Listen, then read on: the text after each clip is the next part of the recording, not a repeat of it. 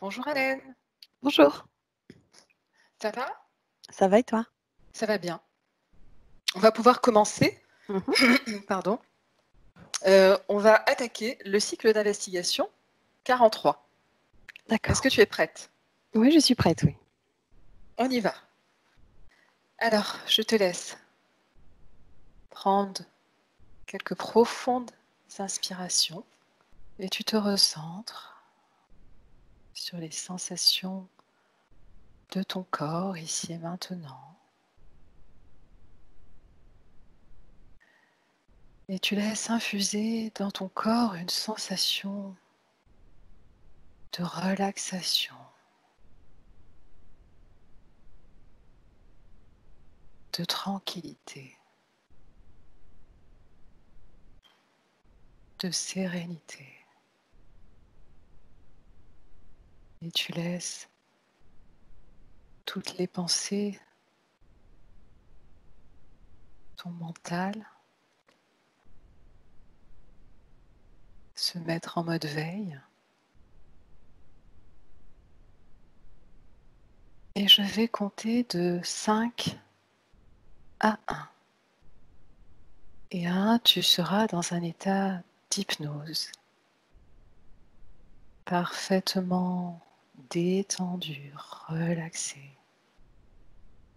en sécurité. Et à chaque palier, tu n'as rien d'autre à faire que simplement te relaxer, te relâcher. Laisser cette relaxation pénétrer dans chaque cellule, cette information s'infuser dans chaque cellule. Voilà. 5,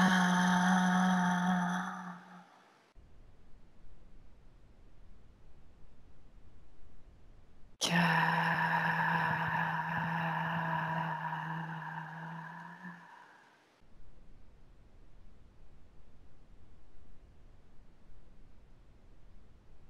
3,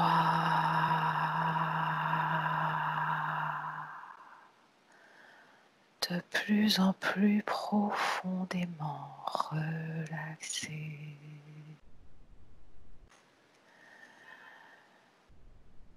3,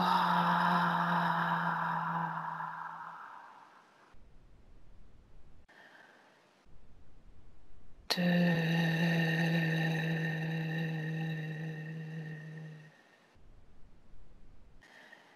et 1.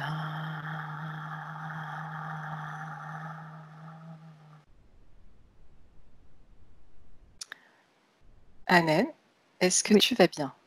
ça va. Alors, je te révèle le thème de ce protocole, les deux papes. Et je te demande d'observer l'état du Vatican dans l'ici et maintenant. Et dis-moi ce que tu perçois ou visualises. Alors, ce que je perçois en fait, c'est... alors, je vois le mot division.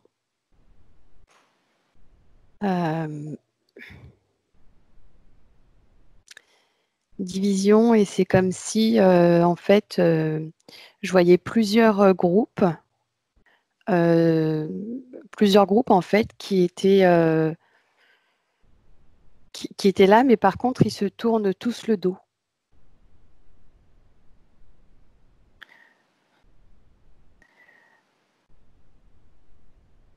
Dans le sens de non-communication où chacun travaille de son côté Ben, en fait, c'est vraiment une scène que je vois. Je vois plusieurs groupes dans une pièce. Mhm. Et en fait, chacun des groupes se tourne le dos. C'est comme si, bah, du coup, personne. C'est comme si en fait il y avait des groupes qui étaient constitués et que chacun de ces groupes se tournait le dos mutuellement. D'accord. Regarde au fil des siècles et des millénaires de qui ou de quoi dépend la force et le pouvoir de l'État du Vatican?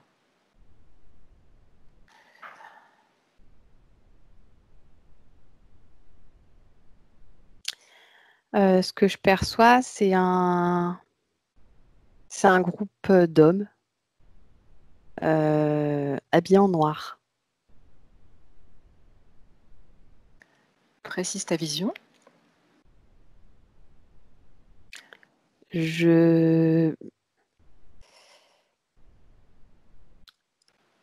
En fait, je les perçois comme étant un petit peu la base.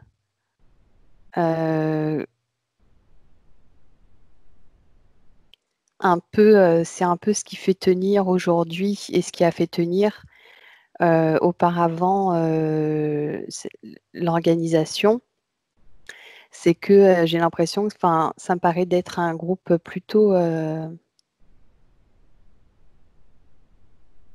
austère. Enfin,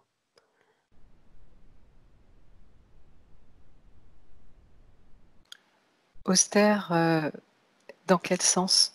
en fait, je les vois dans une salle. Alors, tout est en bois. On a l'impression que c'est ancien. Oui. Enfin, que oui, c'est ça, que ça date. En tout cas, c'est pas d'aujourd'hui. Et puis, je les vois habillés avec des robes noires. Et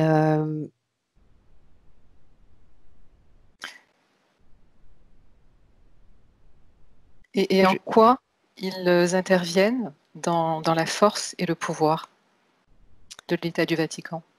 en fait,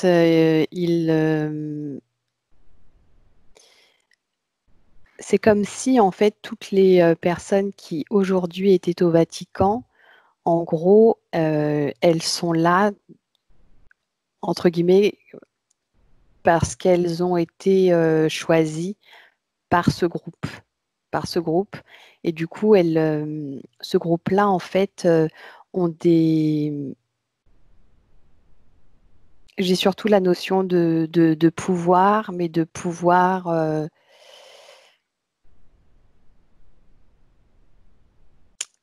Comment expliquer? Prends l'information. Ouais.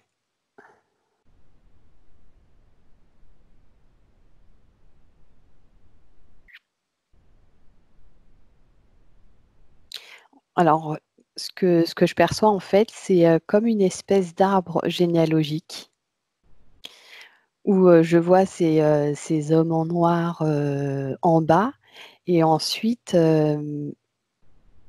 il y a toutes ces autres personnes jusqu'à aujourd'hui qui composent le Vatican et en fait, tout émane de ces personnes tout en bas, de ce groupe.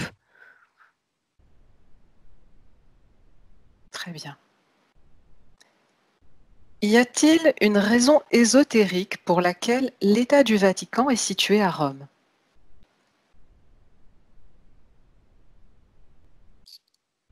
J'ai du mal à un peu traduire ce que je vois.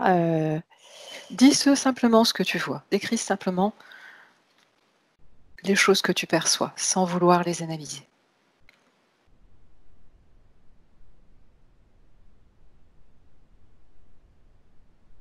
Alors moi, ce que je perçois de manière ésotérique, en fait, c'est je vois je vois Rome et en fait, je vois comme une espèce de vortex avec une espèce d'escalier, qui descend en fait, qui relie le Vatican à quelque chose d'éthérique. D'accord. Un vortex qui serait situé dans le ciel ou au sol? Vers le ciel. Vers le ciel. Ouais. Prends l'information Alors attends, et excuse-moi. regarde.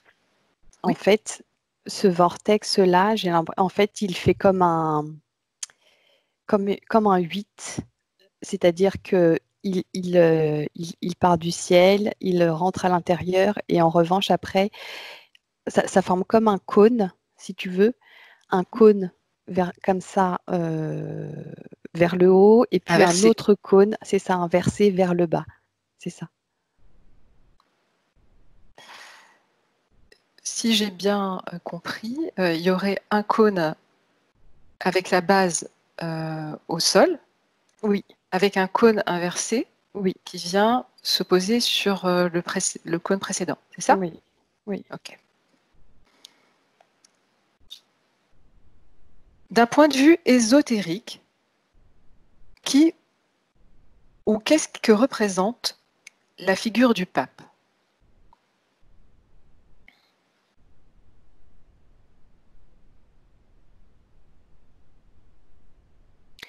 Hum,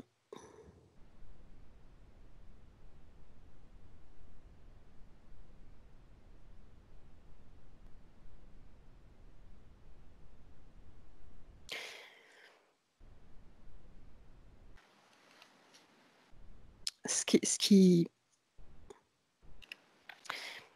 en fait, il y a toujours la figure, j'ai l'impression qu'elle est reliée à ces cônes. Et on a l'impression il y a une espèce de contradiction.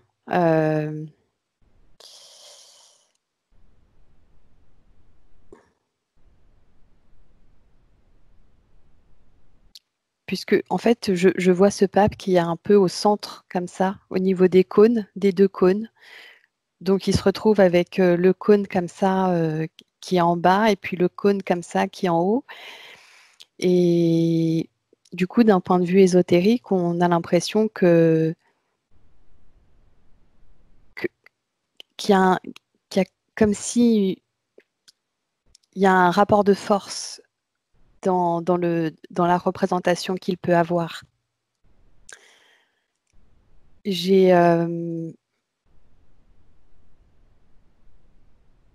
C'était comme si d'un côté, d'un point de vue ésotérique, il était là pour incarner, ou du moins pour rappeler, rappeler quelque chose, et de l'autre côté, j'ai beaucoup ces notions d'enfermement et de manipulation. Bien. Et ça, Tu restes sur un canal visuel. Est-ce que ça va? ça va. Tu restes sur un canal simplement visuel. Tu respires profondément. Ça va? Oui, ça va. Le pape Benoît XVI avait renoncé au trône papal. Vois-tu une cause ésotérique à cela?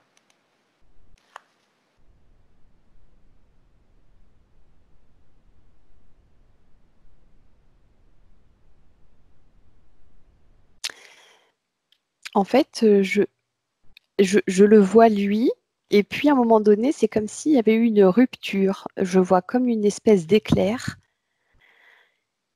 qui le coupe, de quelque chose. Regarde d'où vient cet éclair.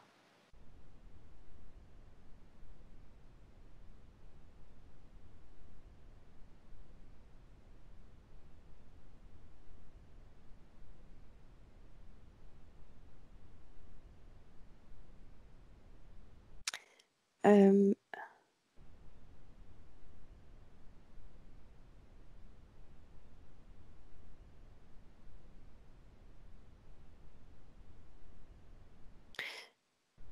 alors, je vois des êtres, mais je sais, c'est quelque chose qui vient du ciel. Et puis, il y a comme un espèce de brouillard, et derrière, il y a des êtres. Donc, enfin, ils sont, ils sont tout blancs, mais un blanc mur d'hôpital. D'accord.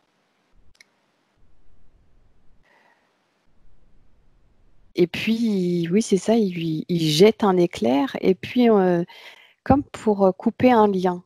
comme pour couper un lien.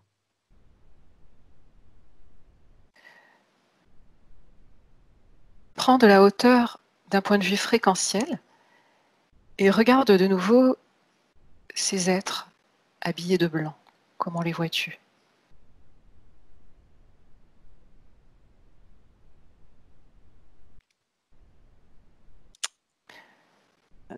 Et tu restes sur un canal visuel, uniquement visuel. Et si c'est inconfortable pour toi,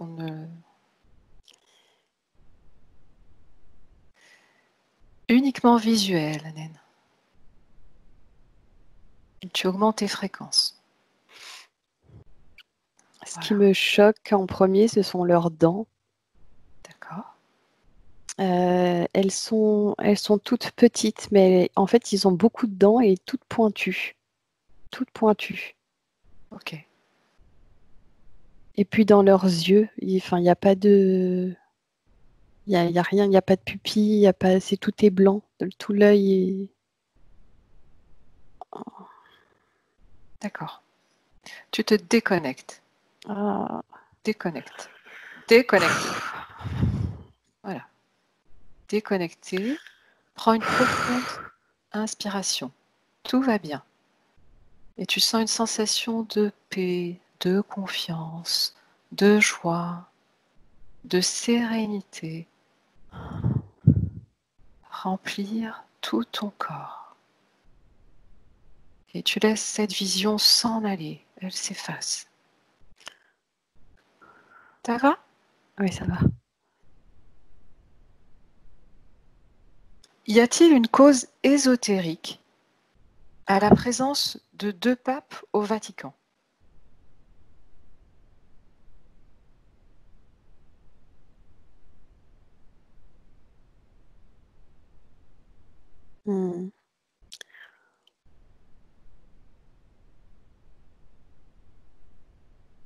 C'est comme si, pour moi, j'ai toujours cet éclair en fait qui revient pour couper. Pour couper, on a l'impression que ce pape-là qui s'en est allé, il a été coupé de quelque chose à l'intérieur de lui. Mais vraiment au plus profond, je veux dire, c'est vraiment à l'intérieur de lui et même dans son âme, c'est comme il avait vraiment été coupé de quelque chose et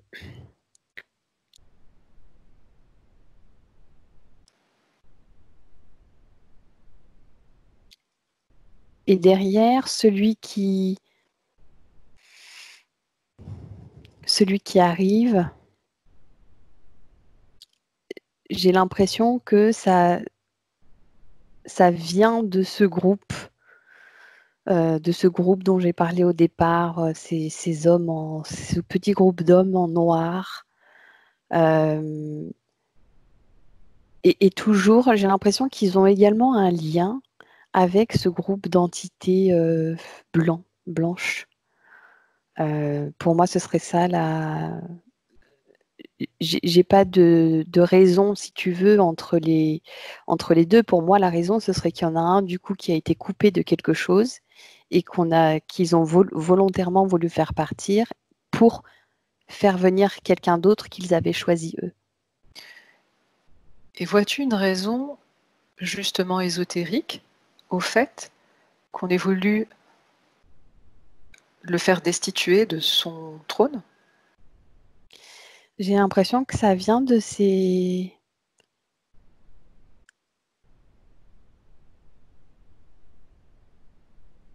J'ai l'impression que ça vient des deux, de ce groupe d'hommes et de ce groupe d'entités. Et c'est comme si... j'ai l'impression que du côté de ce pape, il y a eu comme une espèce de je veux plus faire quelque chose ou je suis plus en accord avec quelque chose. Et ça a été un motif de le couper. Il a été coupé. À l'intérieur de lui, on a l'impression qu'il y a eu comme une espèce d'étincelle et ils ont voulu couper cette étincelle.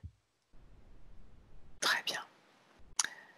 Dans un texte qui remonte à 1590, attribué au prophète Malachie de l'Ancien Testament, il est dit: dans la persécution finale de la Sainte Église romaine, il y aura Pierre le Romain, qui nourrira son troupeau parmi de nombreuses tribulations, et quand ces choses prendront fin, la ville des 7 collines sera détruite, et le redoutable juge jugera son peuple. La prophétie appartient-elle à Malachie?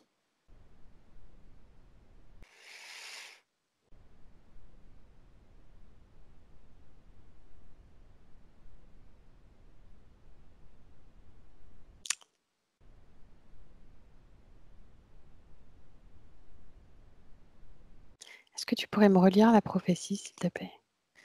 Dans la persécution finale de la Sainte Église romaine, il y aura Pierre le Romain qui nourrira son troupeau parmi de nombreuses tribulations, et quand ces choses prendront fin, la ville des 7 collines sera détruite, et le redoutable juge jugera son peuple.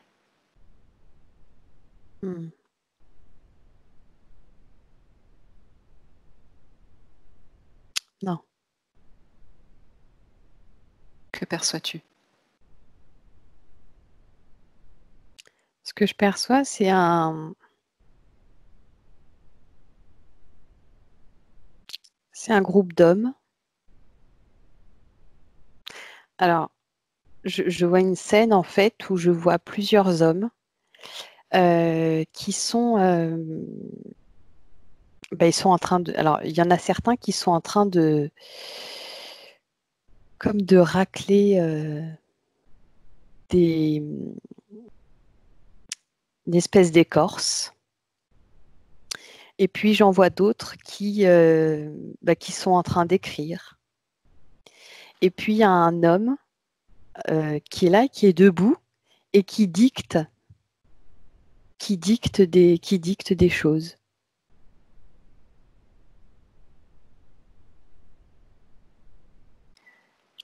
Et la ville aux 7 collines, c'est quelle ville?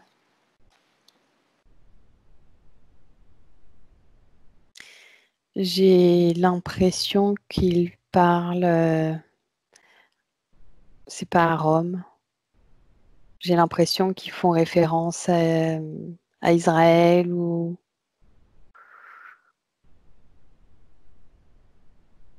la Palestine.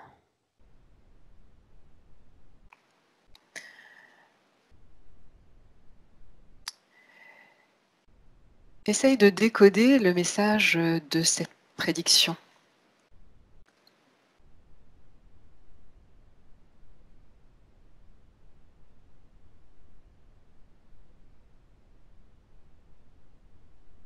Mm.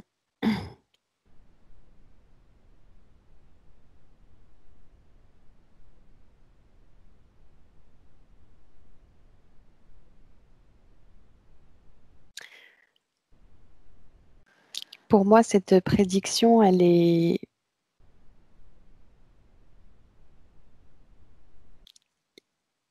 Il n'y a pas de.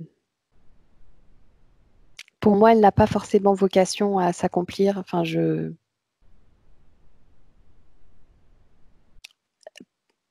dans ce que je perçois, elle a été dictée par un homme. Mais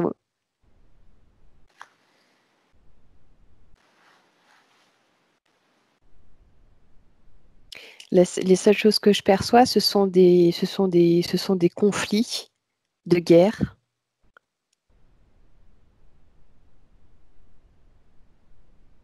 As-tu des précisions? Je vois que ça concerne surtout Israël et la Palestine.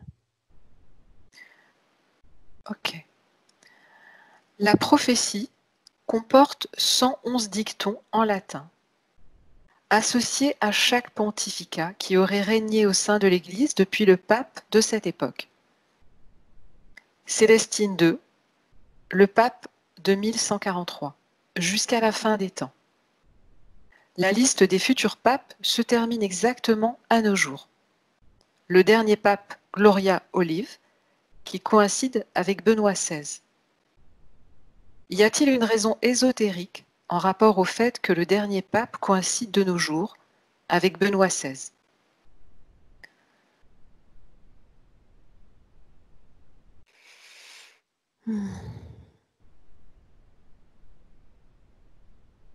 Et tu laisses l'information venir à toi. Pour moi, l'information ésotérique, elle est liée toujours à ce groupe d'entités. Ok. Quelle est la source d'inspiration et de canalisation de cette prophétie?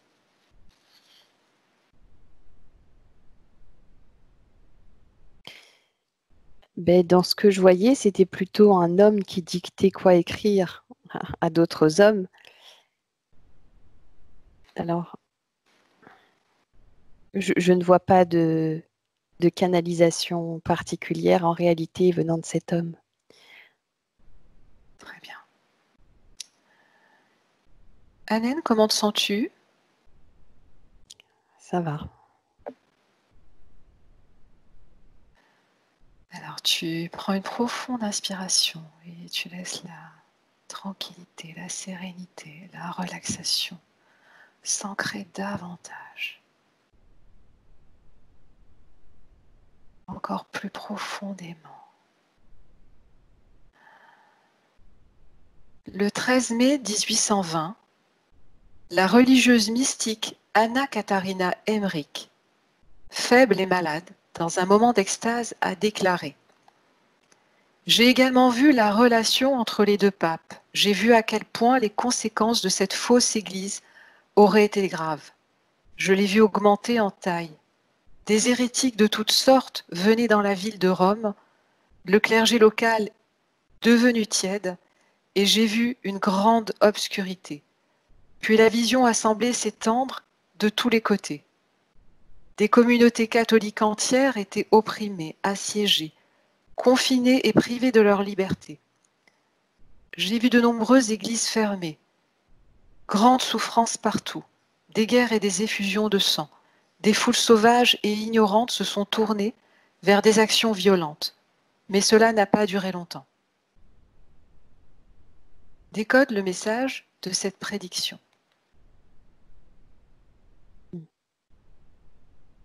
Je vois surtout, ce qui m'apparaît en premier, c'est toujours cette manipulation de ces deux papes par ces êtres blancs avec les dents pointues et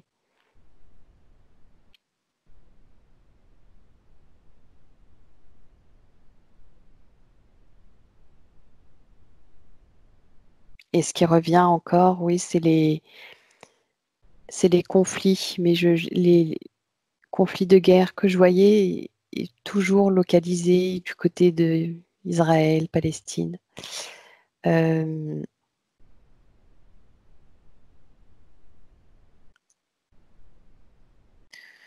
Quelle est la source d'inspiration et de canalisation de cette prophétie?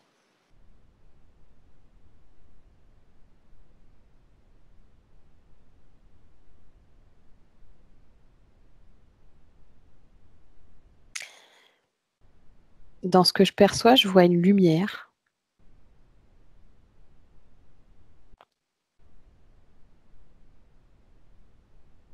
Précise. Une lumière. Euh, c'est comme une espèce de conscience et qui envoie des images.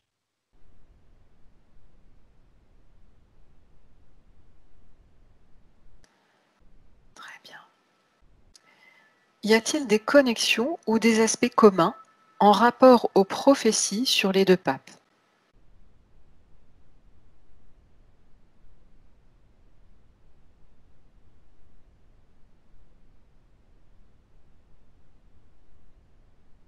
Euh, Tu pourrais répéter la question, s'il te plaît? Y a-t-il des connexions ou des aspects communs en rapport aux prophéties sur les deux papes?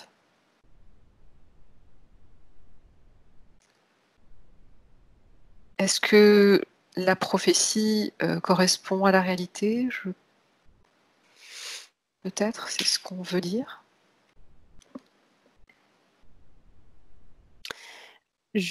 Pour moi, il n'y a pas de connexion entre ces deux papes. Il y en avait peut-être au début, avant que le pape qui soit parti, avant que celui-là ne se retrouve coupé. Là, il y avait des similitudes, mais aujourd'hui, ce n'est pas le cas.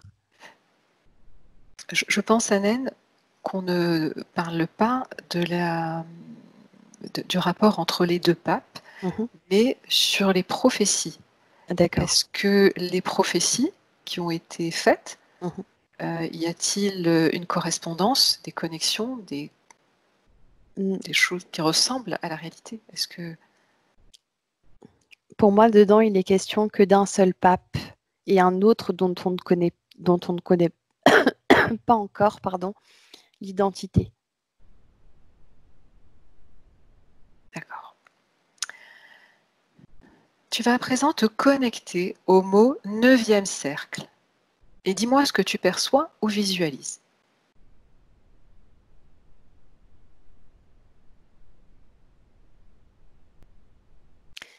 Ce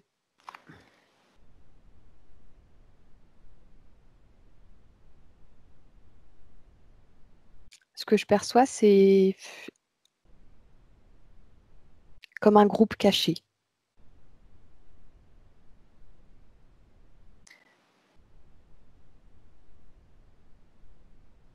Précise ta vision dans le rôle de ce un groupe caché dont on ne connaît pas encore l'existence aujourd'hui concrètement, mais je perçois comme si dans le futur, il y allait avoir comme son émergence. Quelque chose comme si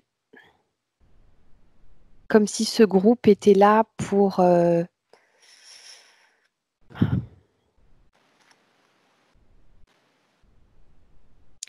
changer des choses, mais vraiment pas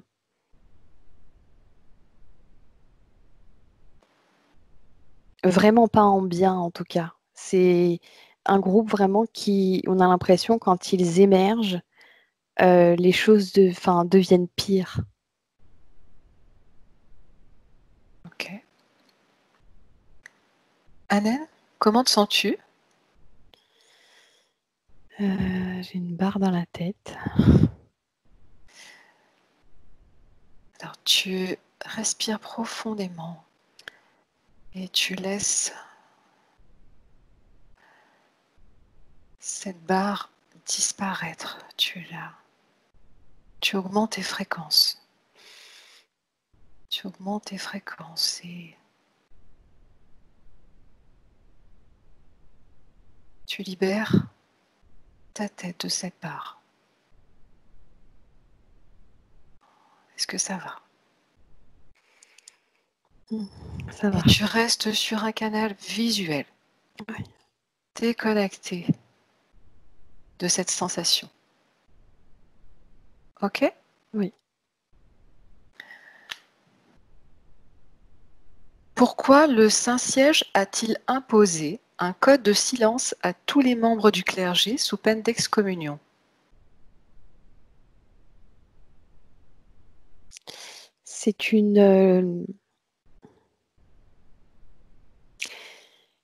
En réalité, c'est une loi qui vient de ce premier groupe d'hommes en noir, puisque c'est comme s'ils devaient garder un secret. Et tout est toujours en lien avec toujours ce groupe d'entités blanches et aux dents pointues et Sur un canal visuel. c'est quelque chose de très c'est quelque chose de très une loi qui est très sévère parce qu'on a l'impression du coup que c'est fait pour cacher quelque chose et du coup ça devient vraiment une trahison lorsque ce n'est pas respecté. Et visiblement, c'est quelque chose.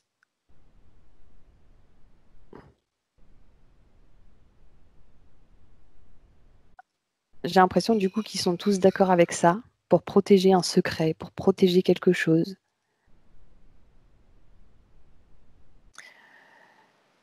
Selon ce que tu perçois, quel est l'impact de la croyance au niveau de l'inconscient individuel et collectif sur la réalisation de la prophétie?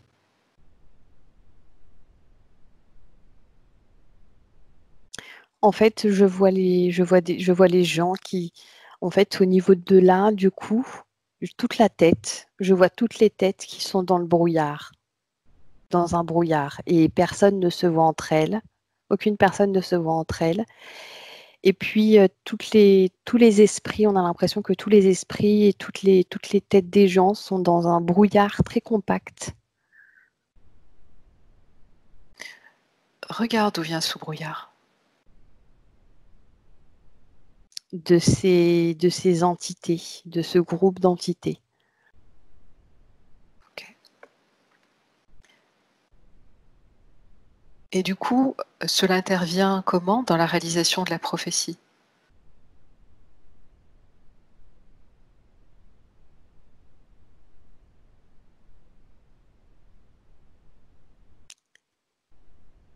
En fait, c'est comme si ce brouillard les maintenait dans, dans une certaine ignorance. Et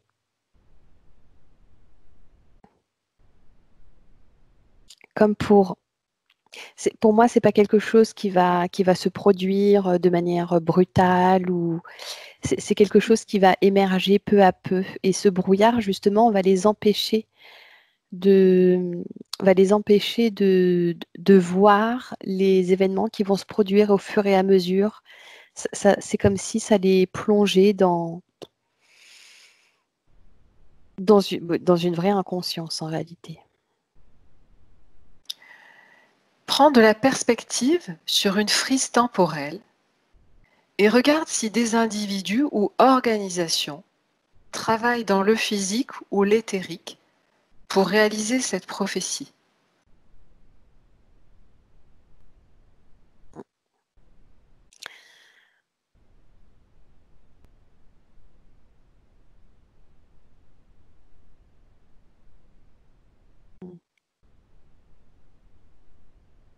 Pour moi, il y a toujours ce groupe d'hommes en noir et puis ce groupe d'entités. Et ça fait toujours référence à eux, comme si c'était un peu les acteurs principaux. Mais il y a aussi l'émergence de ce nouveau groupe qui va arriver dans le futur. Le 9e cercle. Oui. Et quand tu dis futur, regarde. Regarde la date approximative qui te vient.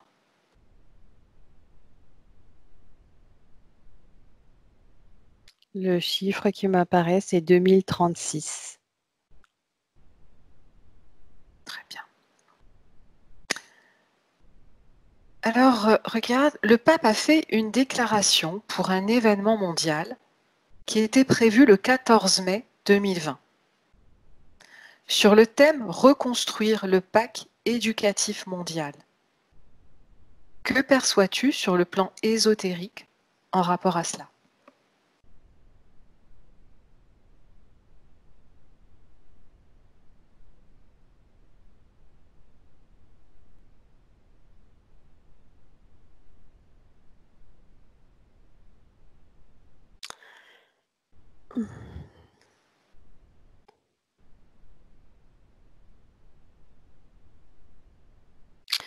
Alors, déjà, c'est comme si ça venait pas de lui.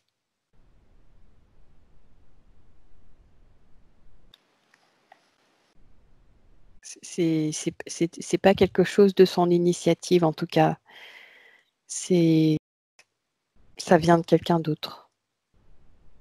Toujours de ces êtres? Ouais. Et qu'est-ce qu'il entendait par reconstruire le pacte éducatif mondial?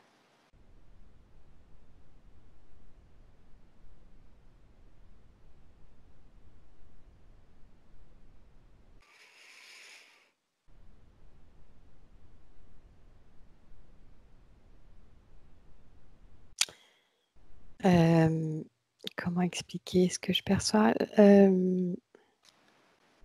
Décris simplement ce que tu vois. Ce sera parfait. En fait, je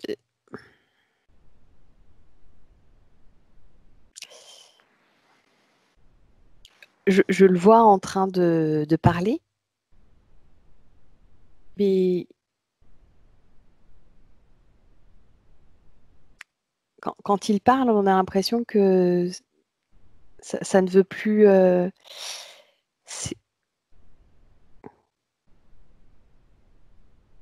Le langage devient incompréhensible.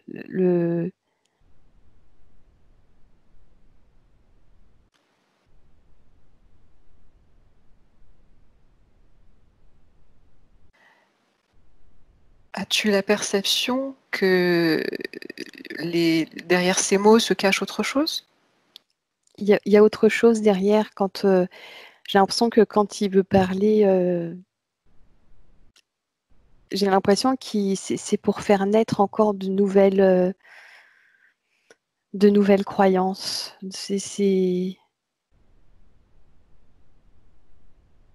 Très bien. Alors regarde, à Rome, il y a 13 obélisques, et souvent placés à proximité des églises. Que perçois-tu sur un plan ésotérique par rapport à cela?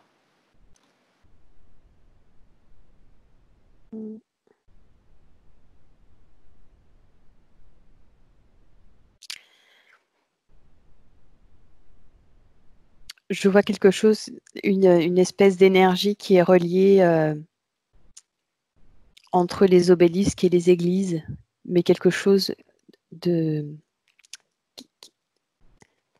qui est relié à la terre, en fait, quelque chose qui passe vraiment dans les sols. Ok. Et par rapport à ce cône inversé que tu visualisais précédemment, et tu restes sur un canal visuel, Anen, déconnecté avec tes fréquences au plus haut pour être bien. Est-ce que ça va? Oui, ça va. On est bientôt terminé. Alors, donc c'est une énergie qui viendrait du sol. Oui, c'est ça. Donc ça capterait l'énergie tellurique, c'est ça? Je dirais pas tellurique, puisque quand je vois cette énergie qui, qui remonte comme ça par les sols, eh bien, je vois du coup cette espèce de brouillard. Ok. D'accord. On aborde la dernière question. Vois-tu un lien entre le nouvel ordre mondial et le Vatican sur un plan physique et éthérique?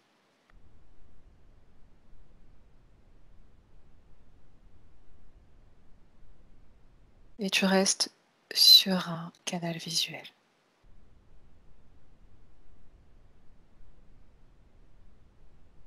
Parfaitement bien et recentré dans tes meilleures fréquences.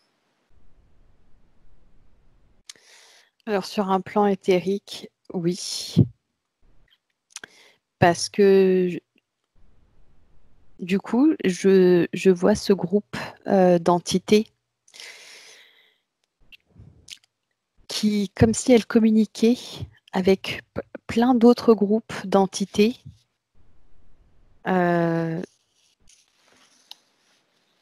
Parce que du coup, elles ont le même but.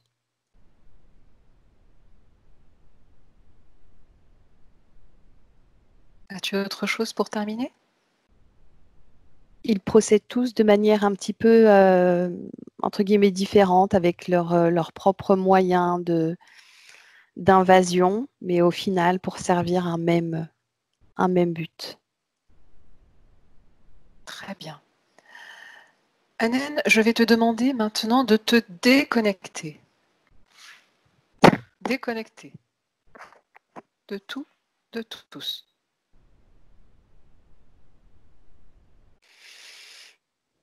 Et je vais compter de 1 à 3. Et à 3, tu reviens dans le présent, parfaitement éveillé, pleine de vitalité.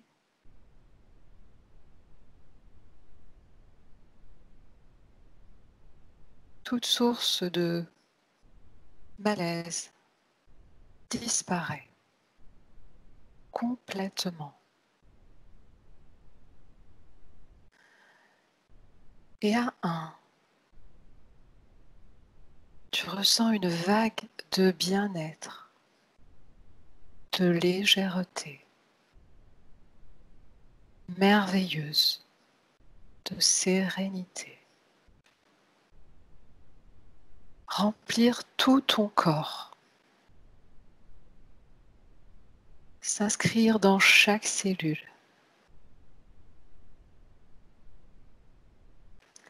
Et à 2, tu vas prendre une profonde inspiration pour te reconnecter aux sensations de ton corps, de ressentir l'énergie circuler.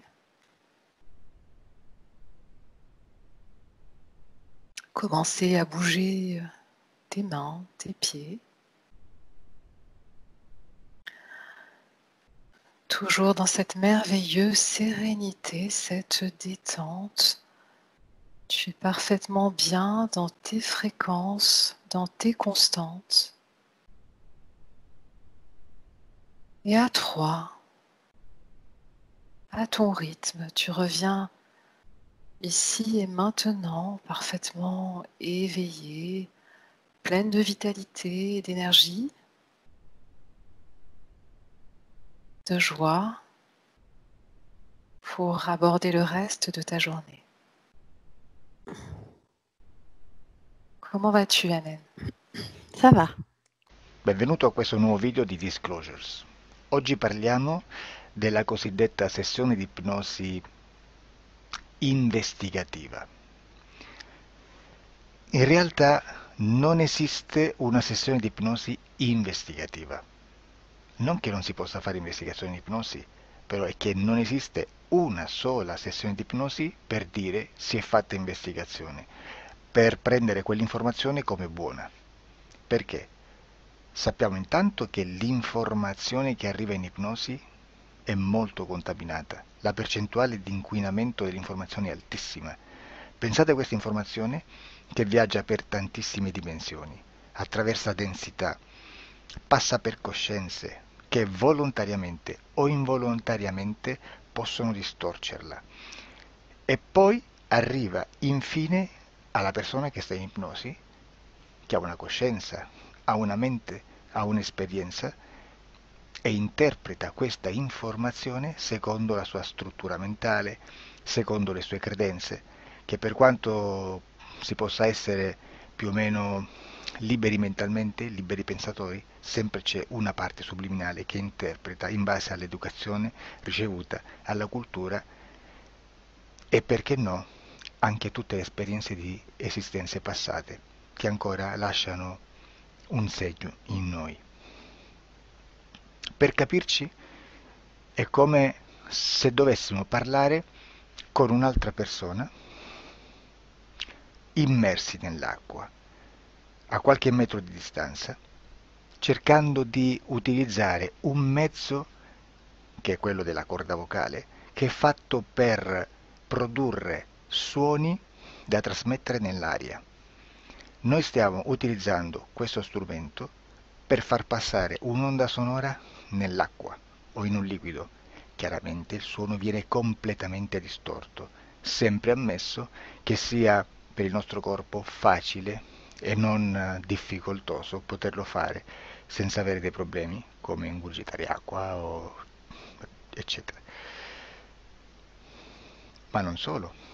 Supponiamo che per questo tipo di comunicazione utilizziamo anche due lingue diverse, per esempio un italiano e un russo o un giapponese. Per quanto possiamo anche interpretare il labiale, non possiamo capire quello che ci sta dicendo, perché la lingua è diversa. La lingua, diciamo, da dove parte l'informazione a dove arriva è completamente diversa, il codice, il linguaggio è diverso, ma possiamo anche cercare di capirci attraverso i gesti, attraverso le espressioni facciali. Per quanto sia ipoteticamente facile poterlo fare sott'acqua, però non dobbiamo dimenticare che l'acqua non è l'aria e può distorcere l'immagine, ma non solo. Dobbiamo anche pensare che l'altra persona, che parla un'altra lingua, che viene da un'altra cultura, potrebbe interpretare i segnali che noi interpretiamo come X in Y. Per noi un sì è abbassare la testa dall'alto verso il basso, per esempio, sì, e il no da sinistra verso destra, no. In alcuni paesi orientali, come le Filippine credo o qualcun altro, utilizzano esattamente gli stessi segni, ma al contrario. No, sì.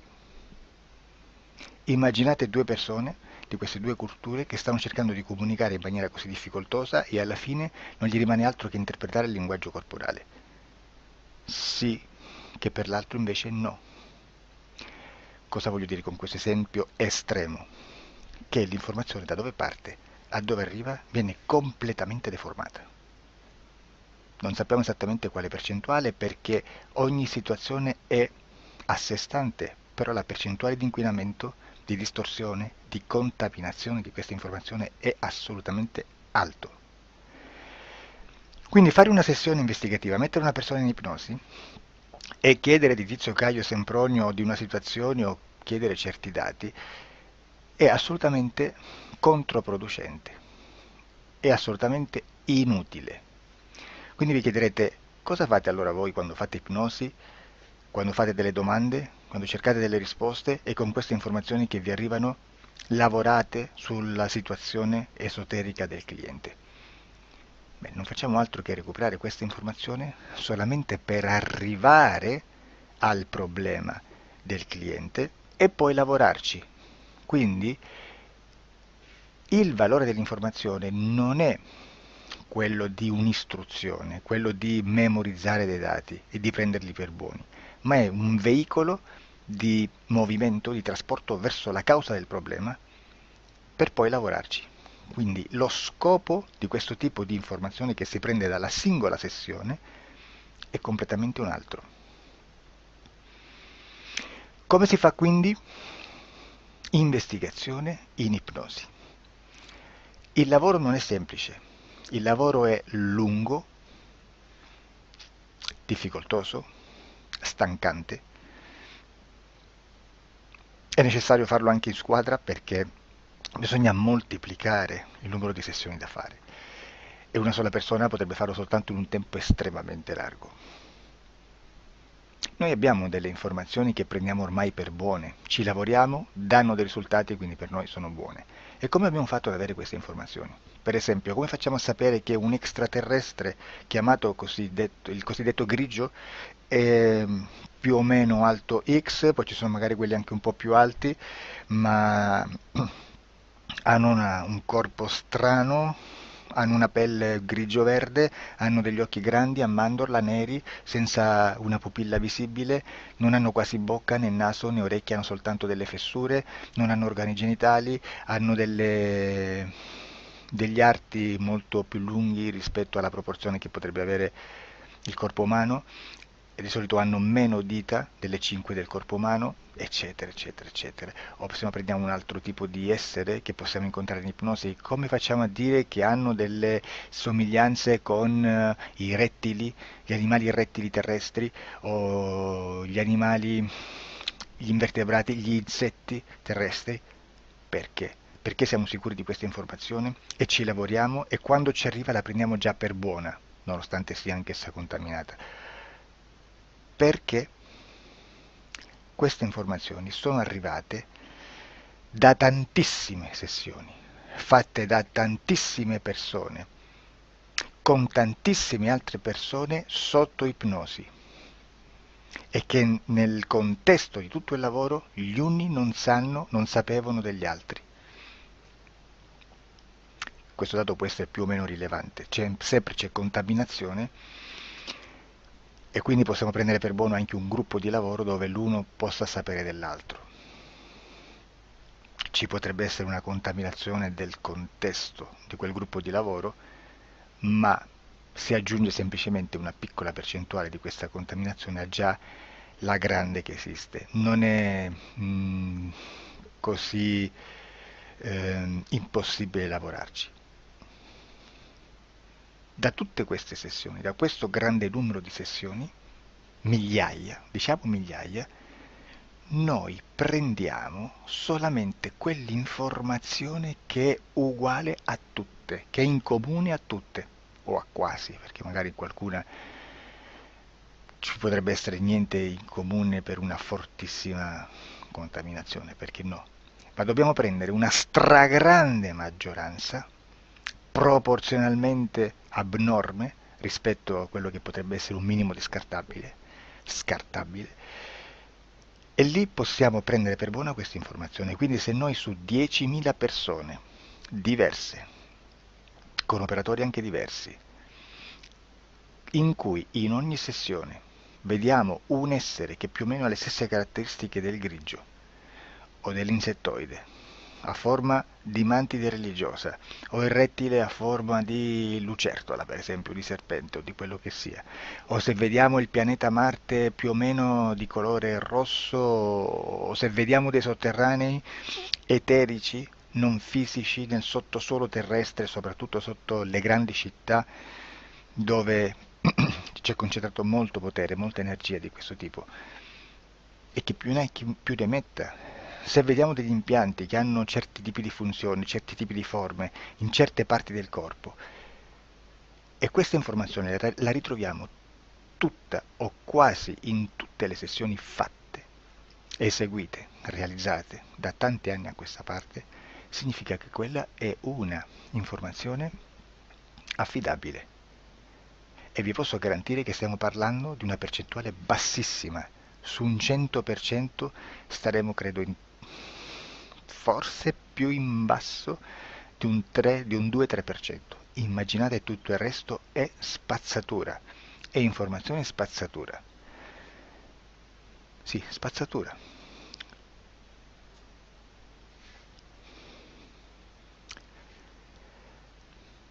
C'è anche un'altra cosa da dire. Supponiamo che un operatore faccia un'ipnosi e voglia andare a vedere cosa fa Tizio, cosa fa Caio, cosa fa Sempronio. Arrivano delle informazioni e si dice che Tizio è biondo, Caio è zoppo e Sempronio è uno sportivo. Intanto già abbiamo detto che una sessione soltanto non serve, d'accordo? Ma poi c'è da dire che una coscienza, un essere, in ambiente subliminale, la sua parte subliminale potrebbe non dare autorizzazione a questa fuoriuscita di informazioni. Mi potreste dire, e allora tu quando chiedi agli esseri cosa fanno, cosa non fanno? Beh, intanto la prendo sempre con le pinze, perché abbiamo sempre detto che tutto è molto contaminato e mi serve solo per dirigermi da una parte. Ma c'è anche da dire che se un essere interferisce con l'altro, ha aperto un canale di comunicazione a cui non può ovviare, a meno che non lo recida, non lo annulli. Quindi quando io faccio la domanda a un essere, se lo faccio attraverso l'interferito, mi arriva l'informazione per un canale aperto che sottostà alla volontà dell'interferito. Sulla volontà dell'interferito parleremo in un prossimo video disclosures. Però, se io voglio fare un'investigazione sopra Tizio, Caio e Sempronio che non hanno nessun collegamento, nessuna interazione e nessuna interferenza con il soggetto con cui io sto realizzando l'ipnosi, non è detto che mi arrivi questa informazione. Assolutamente. Potrebbe esserci completamente un muro. Come potrebbe esserci informazioni perché quell'altra parte potrebbe autorizzare comunque. Ma non è detto.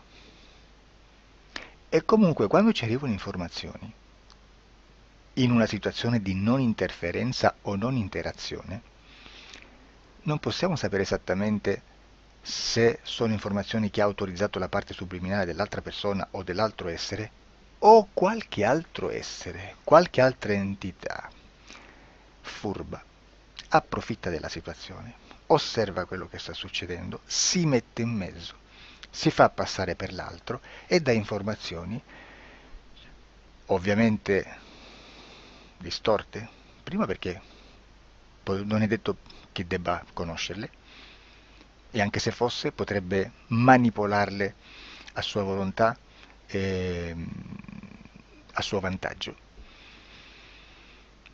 E quindi immaginate che situazione ridicola ci si viene a trovare, in quale situazione ridicola ci si viene a trovare in questi casi. Da qui si vede quando un operatore riesce a utilizzare l'informazione in ipnosi come per lavorare su un soggetto. Da qui l'osservatore attento delle sessioni di ipnosi riesce a capire se quell'ipnosi è un'ipnosi affidabile, un'ipnosi con un livello di informazione certa, con una alta percentuale di informazione certa. Non vi nascondo che in futuro potrei anche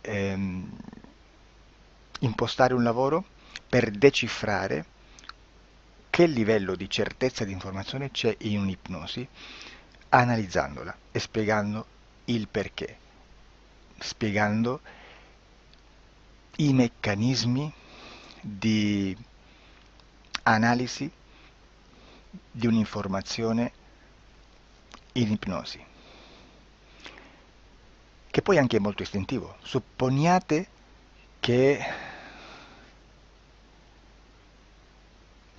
Supponiamo che dobbiamo cercare un'informazione su internet, per esempio un fatto di cronaca.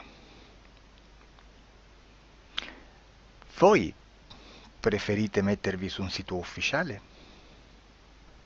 A caso. L'ANSA in Italia,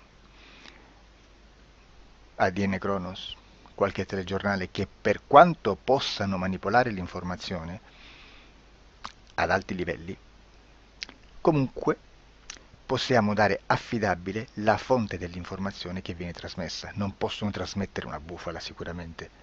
Verrà sicuramente manipolata ad altri livelli. Ne parleremo in altri video, ma a livello base la fonte è certa. Sicuramente non andrete a cercare questa informazione sul primo sito, il primo blog che vi passa davanti e magari ha 4 followers. Perché? Perché non vi dà nessuna garanzia della certezza della fonte. Non c'è un controllo né nella struttura interna di questa agenzia di informazione e né dal grande pubblico che per la quantità di persone che attingono quell'informazione si può dedurre se l'informazione è certa o meno, perché è un'informazione che passa in un pubblico così vasto che se ci dovesse essere una distorsione con la realtà è molto probabile che venga fuori. Credo che abbia detto quasi tutto sulle sessioni investigative. Prima di chiudere aggiungo che proprio per questo stiamo conducendo dei cicli di investigazione in ipnosi regressiva che comprendono tante sessioni con persone diverse, con una buona o eccellente suscettibilità ipnotica, sicuramente, per poter indagare su spazi ristretti su alcuni temi. Perché dico spazi ristretti? Perché se andiamo a prendere eventi grandi nel tempo, nello spazio, storici, parlare di qualcosa di molto generico implica una quantità di sessioni abnorme. Immaginate se dovessimo fare una sessione investigativa sui buchi neri, quanta informazione ci sarebbe e quante informazioni da filtrare.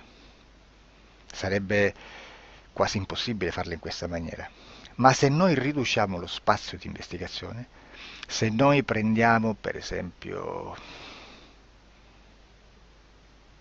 investighiamo sulla pedofilia nella Chiesa Cattolica, ecco, se già restringiamo il campo d'azione, è molto più facile che possiamo attingere informazioni affidabili, presuntamente affidabili, con un numero di sessioni sicuramente alte, ma ridotte rispetto ad altri tipi di sessioni molto più generiche, su temi molto più generici.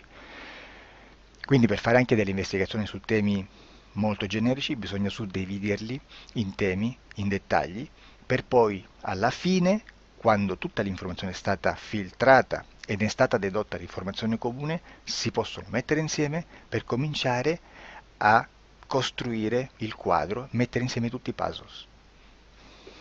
Questo è il vero senso dell'informazione in ipnosi, quando si fa ipnosi investigativa. La sessione